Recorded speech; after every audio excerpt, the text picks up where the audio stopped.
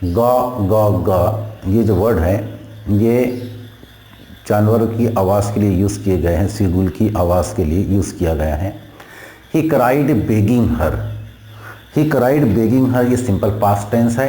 Simple past tense का formula I have told, subject plus verb का second form plus object. Simple past tense का जो हम translation जब करते हैं तो उसके आखिर में जो उर्दू का जो तर्जुमा हम करते हैं आ ए ई लेकर आते हैं। अब सेंटेंस है कि ही क्राइड बेगिंग हर, इसमें दो वर्ब है, एक है बेग और दूसरा है ट्राई। मेन वर्ब ट्राई है, ही ट्राइड उसने कोशिश की। बेगिंग ये जीरंड है जिसमें आईएनजी लगाकर बनाया गया है। ही क्राइड बेगिंग हर यानी उसकी माँ के लिए। उसने क्या किया, बेग का मतलब होता है भीख मांगना, लेकिन यहाँ पर इल्तिजा करना, दरख्वास्त करना। ही क्राइड बेगिंग, उसने इल्तिजा करते हुए चिल्लाया हर उसकी माँ को, काय के लिए, to bring him some food. To bring him some food, अब ये टू प्लस वर्ब का फर्स्ट फॉर्म है, टू प्लस वर्ब का फर्स्ट फॉर्म, ये इन्फिनेटिव वर्ब है टू बेग, टू ब्रिंग, और जो जीरंड आया था उसमें वर्ब में आईएनजी लग के आया था बेगिंग। इस तरह इस सेंटेंस के अंदर तीन वर्ब हो गए। पहला मेन वर्ब है क्राइड, सेकंड है बेग और थर्ड है ब्रिंग। इस तरह तीन वर्ब है, begging, bring.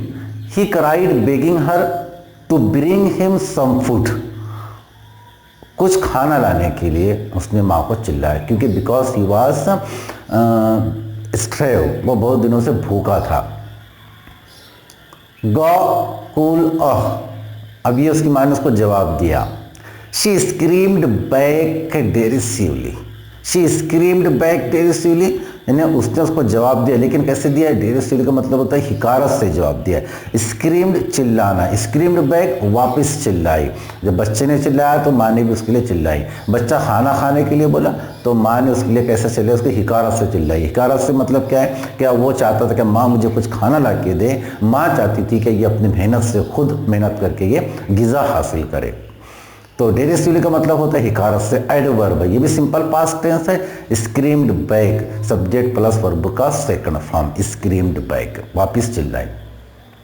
But he kept calling पेलेंटिवली, लेकिन जब एक बार अगर बच्चा माँ से मांगे, अगर एक बार माँ चैन से ना दे, मतलब वो जो पहले जो तरीका होता है, तो पहले थोड़ा नॉर्मली तरीका हम इस्तेमाल करते हैं, बाद में फिर हम थोड़ा जारिहाना तरीका, एग्रेसिव तरीका हम इस्तेमाल करते हैं। तो बच्चे ने भी वही किया। पेलेंटिवली का मतलब होता है, ये भी एडवर्ब है, वर्ब की जो तारीफ करें हम उसे एडवर्ब कहते हैं। पहले आया था एडवर्ब डेरिसिवली, यानी बहुत ही ज़्यादा हिकारत से माने चिल्लाई, लेकिन कैसे चिल्लाई थी, हिकारत से चिल्लाई थी, मोहब्बत से नहीं चिल्लाई थी, हिकारत से चिल्लाई थी। हिकारत क्या छुपी थी, क्या तू अपनी मेहनत खुद कर। और फिर एडवर्ब आता है, फिर बच्चा और चिल्लाया, कैसे, पेलेंटिवली। पेलेंटिवली का मतलब रोते रोते हुए चिल्लाया। पहले नॉर्मली चिल्लाया था, लेकिन अब कैसे चिल्लाया, उसने रोते रोते चिल्लाया। कीप कॉल, फ्रेज है कीप कॉल, लगातार चिल्लाते रहना, कीप कॉल। केप, इसका पास्ट टाइम केप्ट कॉलिंग, पेलेंटिवली, यानी उसको वो चिल्लाता रहा, keep kept calling पेलेंटिवली।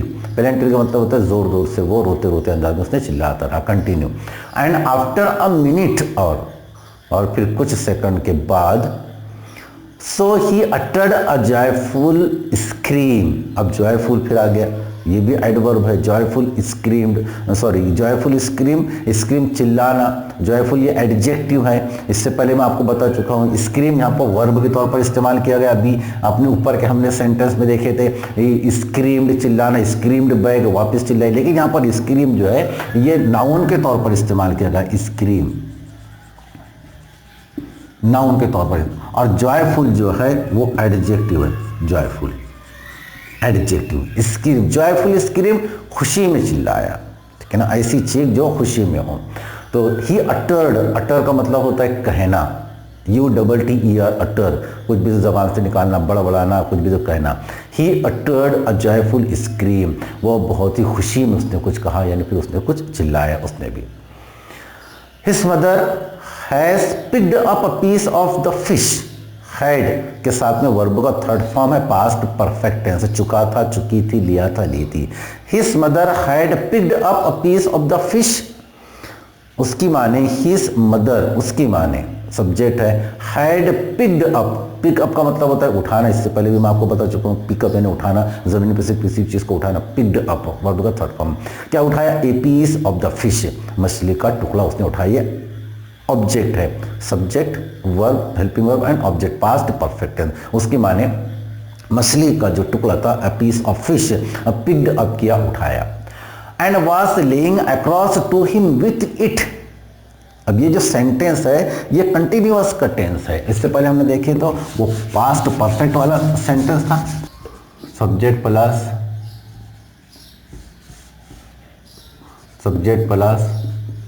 Helping verb plus verb में आईएनजी प्लस ऑब्जेक्ट, कंटिन्यूअस वाला टेंस है। And was flying across to him with it, fly across मतलब उसके इर्द गिर्द उड़ना, और फिर उसके माने कुछ पिग अप किया था, अ पीस ऑफ फिश, वो फिर क्या कर रही थी उसको, एंड फ्लाइंग कंटिन्यूअस टेंस है, सब्जेक्ट इसमें छुपा है, she was flying across, fly across का मतलब होता है इर्द गिर्द उड़ना, इर्द गिर्द घूमना, फ्लाइंग अक्रॉस उसके इर्द गिर्द घूम रही थी, टू हिम विथ इट, वो मछली का टुकड़ा लिए, विथ इट के साथ, विथ जो है ये के साथ के लिए इस्तेमाल किया, इट यानी मछली का टुकड़ा लिए उसके इर्द गिर्द घूम रही थी, पास्ट कंटिन्यूअस टेंस है। उससे पहले जो सेंटेंस आया था पास्ट परफेक्ट टेंस था, हैड प्लस वर्ब का third form.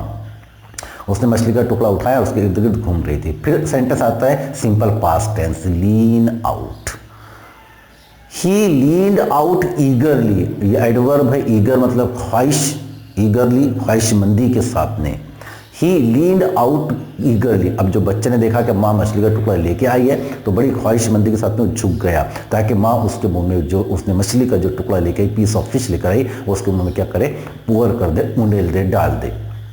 Leaned out simple past tense, subject plus verb का सेकंड फॉर्म प्लस ऑब्जेक्ट है, ईगरली।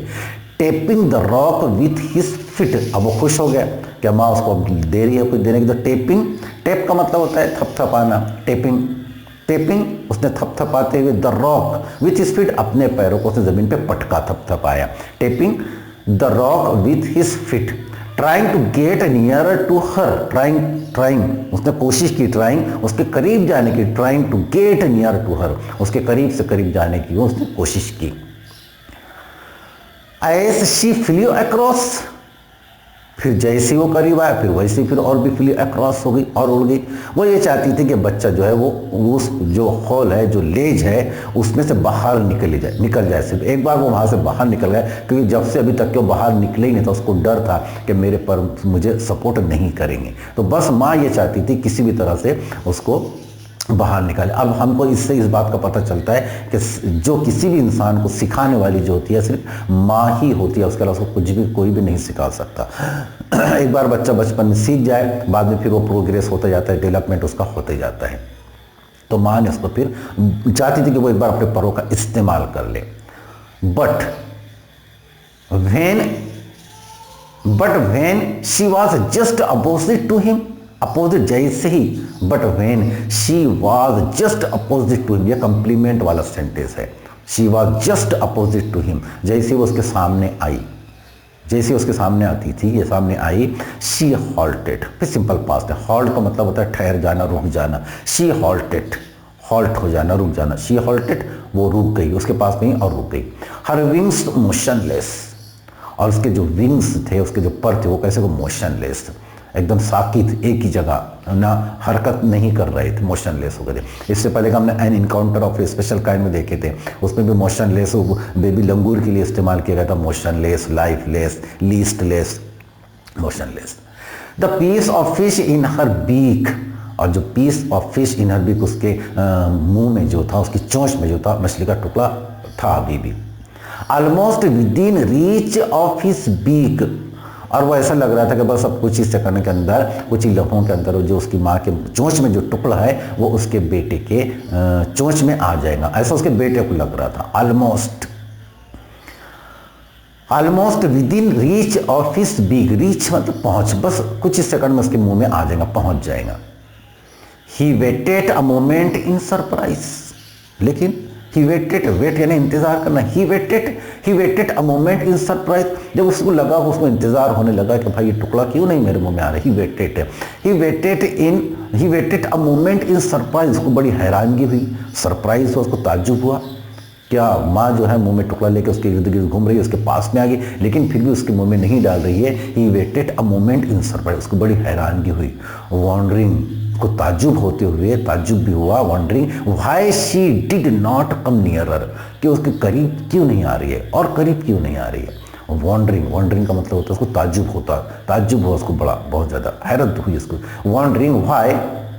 वॉन्डरिंग व्हाई शी, ये क्लाउज है, wondering why she did not come nearer, उसके ये nearer adjective का second form है, nearer, उसके करीब से करीब क्यों नहीं आ रही है।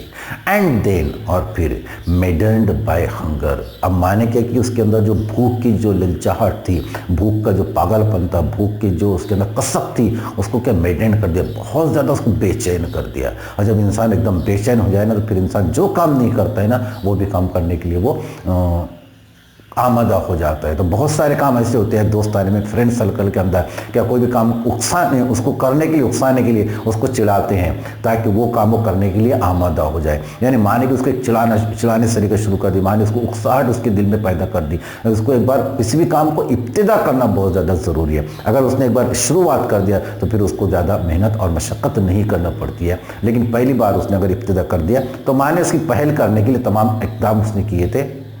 He dived at the fish, dive at, गोता लगा देना। He dived, simple past tense है, he dived, उसने गोता लगा दिया। कहाँ गोता लगा दिया? At the fish, मछली पर उसने गोता लगा दिया। At प्रीपोजिशन के तौर पर यूज किया गया, उसने मछली पर गोता लगा दिया, यानी कूद पड़ा। With a loud scream, कैसे कैसे? With a loud scream, अब लाउड यहाँ पर जोर से, लाउड, LOUD, लाउड, स्क्रीम, फिर यहाँ पर नाउन आ गया, ये एडजेक्टिव आया, लाउड स्क्रीम, चीख, स्क्रीम का मतलब यहाँ पर होगा चीख, और वर्ब अगर होता तो फिर चिल्लाने के तौर पर इस्तेमाल हो। लाउड स्क्रीम, जोरों की चीख के साथ में, विथ यानी के साथ, वो उसके ऊपर कूद पड़ा। विथ लाउड स्क्रीम, वो उसके ऊपर कूद पड़ा। काय पर कूद पड़ा? मछली के टुकड़े पर वो कूद पड़ा। He fell outward and downwards into space. अब ये simple past tense, subject plus verb का second form. He fell, fall का पास्ट टेंस होता है फेल, सब्जेक्ट प्लस वर्ब का सेकंड फॉर्म। ही फेल, वो गिर गया। कहाँ पर गिर? आउटवर्ड एंड डाउनवर्ड्स, ऊपर और नीचे। अभी तो उसने पैरों को नहीं खोला, बस ऐसा जिसे हम उंडुल पुंडुल करना कहते हैं, या फिर जैसा लड़खड़ाते हुए गिरना कहते हैं, अपवर्ड एंड डाउनवर्ड्स, कभी ऊपर कभी नीचे, ऐसा वो गिरना शुरू हो गया इनटू स्पेस, खिला के अंदर, क्योंकि उनका जो मकान जो था वो बहुत ऊंचाई के ऊपर था। ये पूरा समंदर है, फॉर एग्जाम्पल ये पूरा समंदर पूरा, और यहाँ पर उनका जो था ऐसा पहाड़ नुमा जो भी थी, और यहाँ पर उनका जो ये घर जो था इस तरह से यहाँ पर निकला हुआ था। तो जब यहाँ से उसने गिरना शुरू किया तो फिर ऊपर की ये क्या थी? पूरी खिला थी, ये पूरा स्पेस है। इसके अंदर फिर वो अपवर्ड एंड डाउनवर्ड होते हुए फिर वो गिरना शुरू हो गया। Upward and downwards into space, space में गिरना शुरू हो गया, into space. Then a monstrous terror, Then a monstrous terror seized him and his heart stood still। फिर कैसी कैफियत होती है जब हम ऊपर से, अगर हम झूले में बैठ जाते हैं, जब हम झूले में बैठ के जब नीचे आता झूला जो आता है, जब हम बैठते हैं स्विंग के अंदर बैठते हैं, तो कैसे हमारी हालत कैसी होती है? हमारा दिल क्या होता है? रुक जाता है, हमारी दिल की धड़कन रुक जाती है, सांस रुक जाता है, पूरा पेट में भर जाता है। बिल्कुल वैसी हालत इसकी भी हो गई, इसकी हालत भी वैसी बिल्कुल हो चुकी थी। क्या हुआ इसके साथ में? Then a monstrous terror, terror का मतलब होता है बहुत ज़्यादा दहशत, जिसको हम बोलते हैं, उसके लिए अटैक कर इस्तेमाल किया जाता है। तो मॉन्स्टर दिन बहुत ज़्यादा उसकी दहशत बोलो या बहुत ज़्यादा खौफ उसके दिल के अंदर क्या होगा? सीज्ड हिम, उसको पकड़ लिया। सीज का मतलब पकड़ लेना, उसको जकड़ लिया, यानी खौफ ने, डर ने उसको क्या कर लिया? पकड़ लिया, हिम उसके अंदर भर गया। And his heart stood still, simple past tense है। स्टूड का मतलब होता है स्टैंड से बना, स्टूड, स्टैंड यानी खड़े रहना,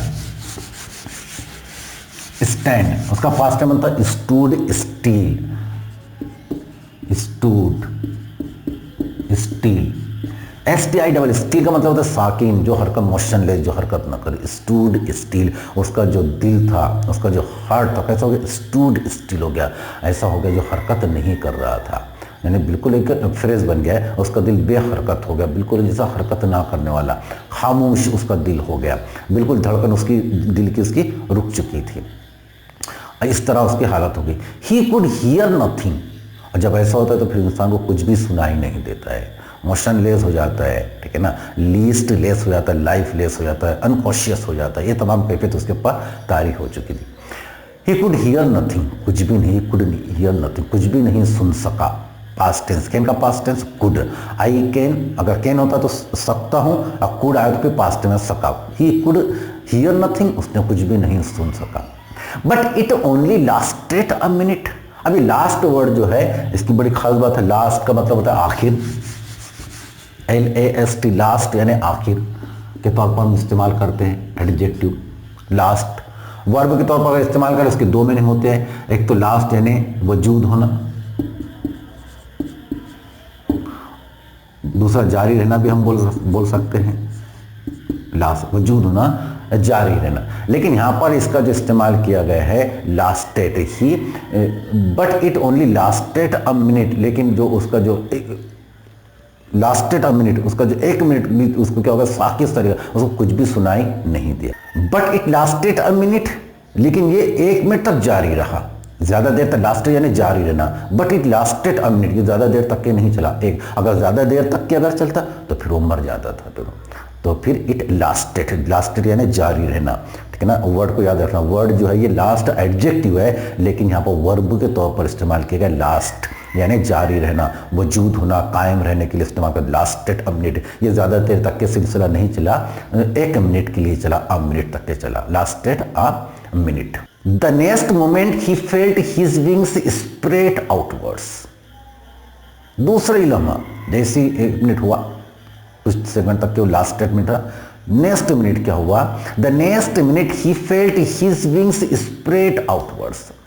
अब जैसे इंसान जो होता है, अगर हम उसको तैरना नहीं आता, अगर हम उसको समंदर के अंदर, दरिया के अंदर उसको ढकेल दे तो कुछ लम्हे तक के तो उसको कुछ भी नहीं सूझेगा, बेहिस हो जाएगा। लेकिन जब उसकी जान जाने लग जाएगी ना, फिर उसको अगर नहीं भी तैरते आता है, नहीं भी वो हाथ पैर पटकता है, तो फिर हाथ पैर पटकना शुरू कर देता है। तो वैसी हालत इसकी भी हुई ना। अगर कोई चाहता है कि मुझे तैरना सीखने और समंदर किनारे, दरिया किनारे बैठ जाए और वो सिर्फ सोचेगा मैं ऐसे हाथ करूं, वैसा हाथ करूं, ऐसे पैर करूं, वैसे पैर करूं, तो उससे सीखना नहीं होता। उसको अगर सीखना है तो उसको एक बार क्या करना पड़ेगा, उसको दरिया में जाके ढकेल दीजिए, इंशाल्लाह वो तैरना सीख जाएगा। क्योंकि अल्लाह ने हमारे अंदर स्किल दी हुई है, टैलेंट हमारे अंदर दिया हुआ है, हम उसको इस्तेमाल ही नहीं करना चाहते, हमने इस्तेमाल करना चाहिए। तो माँ ने भी उसकी स्किल, जो उसको अल्लाह ने टैलेंट जो दिया था, उसको मालूम है ये उड़ सकता है, उस माँ को पक्का यकीन था, तभी माँ ने उसके साथ में ये काम की। तो फिर उसने फिर क्या किया, अब वो उसको मरने के कगार पर आ गया था, तो फिर उसने क्या किया, अपने परों को, the next moment he felt his wings spread outwards, automatically उसके जो पर थे वो स्प्रेड आउट, स्प्रेड फैल जाना, आउटवर्ड बाहर की तरफ उसके पर फैल गए, ऐसा उसको महसूस हुआ। ही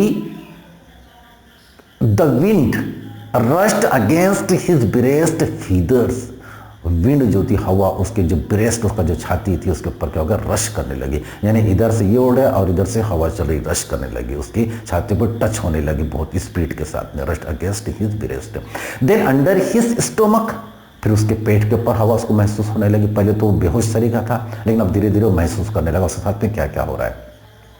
देन अंडर हिज स्टोमक, फिर उसके पेट के ऊपर लगी उसको, एंड अगेंस्ट हिज विंग्स, और फिर उसके परों के ऊपर उसको हवा लगी। यानी अब उसको महसूस होने लग गया कि मैं अब क्या कर रहा हूँ, उड़ रहा हूँ। धीरे धीरे उसको एहसास हो गया। ही could feel the tips of the wings cutting through the air, could का पास्ट है, ही कुड फील, वो महसूस कर सका, the tips of his wings, उसके परों के इशारे। टिप का मतलब होता है इशारा। अब टिप जो है, हम होटल में जाते हैं, खाना खाते हैं तो कुछ टिप देकर आते हैं। यहाँ पर टिप का मतलब एक तो हम ये पर के किनारे भी ले सकते हैं, ये पर के सिरे भी ले सकते हैं, फिर पर के इशारे भी ले सकते हैं। टिप्स ऑफ द विंग्स, उसके पर के इशारे वो महसूस करने लगा। ही could feel the tips of his wings, क्या कर रहे थे, कटिंग थ्रू द एयर, यानी उसके जो पर थे वो कटिंग कर रहे थे, यानी एयर को क्या कर रहे थे, काटते हुए चल रहे थे। उसके पर जो है वो हवा को चीरते हुए चल, कटिंग करते, चीरते हुए चल रहे थे, चीरते हुए बढ़ रहे थे। यहाँ कट का मतलब काटना, लेकिन हमें चीरते हुए उसके पर जो है आगे की तरफ वो बढ़ रहे थे, ऐसा उसको महसूस हुआ।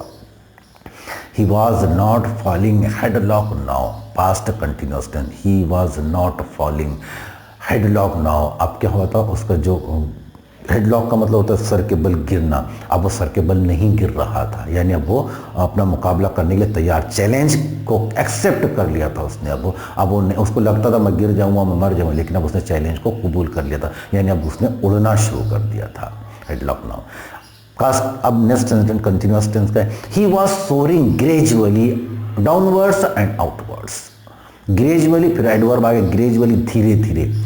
ही वॉज सोरिंग, सोर का मतलब होता है फलाई उड़ना, soar SOAR soaring. He was soaring gradually, past continuous tense है। He was soaring gradually, helping verb subject plus helping verb plus verb में IN। He was subject plus helping verb plus verb में ING, soaring plus object past. Was were आए तो फिर past continuous tense is am are के साथ में verb में आएंगे तो present continuous, I am going, I am playing, I was going. तो ये पास्ट कंटिन्यूअस टेंस का सेंटेंस है। He was not falling headlong, न वो अब सर के बल, मुंह के बल नहीं गिर रहा था, बल्कि क्या हो रहा था, वो उड़ने लग गया था। He could feel the tips of his wings cutting through the air. He was not falling headlong, न he was soaring gradually downwards and outwards. अब वो धीरे धीरे क्या हो रहा था, नीचे और ऊपर दोनों तरफ वो इस तरह से उड़ना उसने शुरू कर रहा था, उड़ रहा था। He was no longer afraid, complement, he was no longer afraid. अब उसके दिल में कुछ भी खौफ नहीं था, बिल्कुल भी खौफ, नो लॉन्गर कुछ भी नहीं था, अफ्रेड डर, इससे पहले उसके दिल में जो डर था वो बिल्कुल निकल चुका था। He just felt a bit dizzy, simple past tense है, फील का past tense felt. He just felt, बिल्कुल उसी समय फील किया उसने, फेल्ट महसूस किया। अब भी डिजी, थोड़ा उसको बदहवासी, डिजी थोड़ी सी बदहवासी सरी के मतलब उसको थोड़ा लगा क्या, अब थोड़ा यानी दोनों तरफ आ गया था, एक तो हवास में भी आ चुका था और थोड़ी बदहवासी भी उसके अंदर अभी भी मौजूद थी कि अब क्या होने वाला है, कब तक के वो उड़ेगा, कहाँ तक के उड़ेगा, किधर जाएगा, ये उसके दिल के अंदर अभी भी थोड़ी आशंका थी, लेकिन उड़ना उसने शुरू कर चुका था। Then he flapped, simple past tense है। Then he flapped his wings once and he soared upwards, फिर उसने अपने परों को क्या किया, फड़फड़ा, then he flapped his wings, उसके परों को उसने फड़फड़ाना शुरू कर दिया, यानी हवा में उसने लहराना शुरू कर दिया, फ्लेप करना शुरू कर दिया, सिंपल पास्ट टेंस है। ही फ्लेप्ड हिज विंग्स वंस, एक मरतबा, एंड ही सोर्ड अपवर्ड्स। अब सोरिंग आया था उससे पहले वर्ब में ING के तौर पे इस्तेमाल किया गया था, कंटिन्यूअस टेंस, यहाँ पर simple past tense, soared upward, और फिर उसने ऊपर की तरफ उड़ना शुरू कर दिया, गा, फिर अब वो अपने जो उसकी जो इंसान की फितरत होती है जानवर की, अब वो उसकी फितरत के अंदर आ गए, यानी अब उसकी भूख का एहसास उसका जो था सब तमाम चले गया, अब वो खुश हो गया, गा गोल आहा। His mother swooped past him, SWOOP, swoop का मतलब होता है, सूप का मतलब होता है वैसे क्या होता है कि गोता लगाकर शिकार करना, ऊपर से गोता लगाकर क्या करना, शिकार कर अपना। अब उसकी माँ जो थी ऊपर थी, अब उसकी माँ भी क्या करती, उसके साथ में खेलना शुरू कर दी, उसकी माँ ने भी। सूप्ड पास्ट हिम, उसके पास से जैसे शिकार कैसे करते हैं वैसे उसकी माँ ने उसके साथ में हरकत करना शुरू कर दी, past him.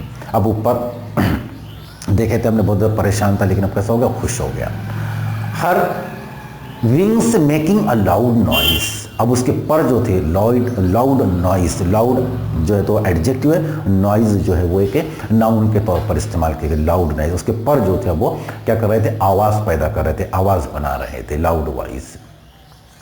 He answered her with another scream, he answered her, उसने भी जवाब दिया उसकी माँ को, कैसे जवाब दिया, विथ अनदर स्क्रीम, दूसरी चीख से, दूसरी आवाज़ से, दूसरी बोल से उसने भी उसको आवाज़, यहाँ पर अनदर स्क्रीम फिर यहाँ पर नाउन के तौर पर इस्तेमाल किया है। Then his father flew over him screaming, flew over, उसके वालिद भी उसके फिर इर्द गिर्द घूमने लगे, फ्लू ओवर, फ्लू अक्रॉस, दोनों भी का मतलब एक ही होता है, फ्लू ओवर, उसके वालिद भी उसके फिर आसपास फिर उसके घूमने लगे, फ्लू ओवर।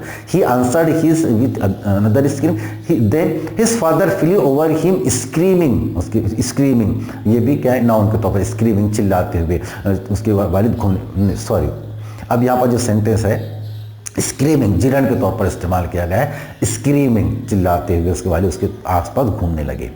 ही saw his two brothers, simple past tense है, सी का पास्ट टेंस था, ही सा उसने देखा, ही सा हिज टू ब्रदर्स, उसने अपने दोनों भाइयों को देखा, एंड हिज सिस्टर और उसकी बहन को देखा, flying around him, flying around him Jiran के तौर पर इस्तेमाल, फ्लाइंग अराउंड, उसके पास में उड़ते हुए देखा, फ्लाइंग करते हुए। एंड कर्वेटिंग, कर्व का मतलब होता है जैसा लंगूर जो होता है, जैसे छलांगे मारता ऊपर जाता है नीचे आता है, कर्विंग। एक तो लीपिंग बोलते हैं, पुदकते पुदकते चलना, जैसे बंदर करता है, तो कर्वेटिंग। एंड बैंकिंग, बैंक का मतलब होता है धप सरी की आवाज़ करना, थप थप सरी की आवाज़ करना, बैंकिंग। यहाँ पर एक पर से दूसरे पर को, एक पर नीचे रखना दूसरा ऊपर रखना, इसे बैंकिंग करना, यहाँ पर उसके लिए इस्तेमाल किया जाए। एंड सोरिंग, सोर का मतलब मैंने आपको बता चुका, उड़ना।